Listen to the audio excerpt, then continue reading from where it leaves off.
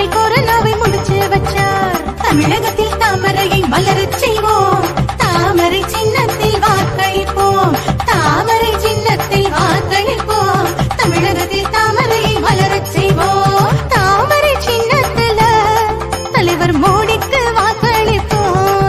நம்ம பிஜேபி வெற்றி பெற நாம ஒன்றாக உழைத்திடுவோம்.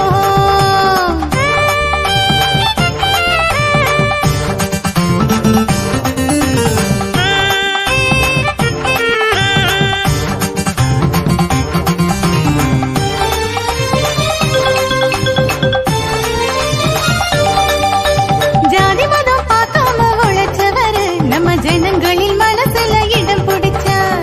விவசாயி வாழ்க்கையில் உயர்ந்திடத்தான் புதிய வேளாண்மை சட்டங்களை கொண்டு வந்தார்.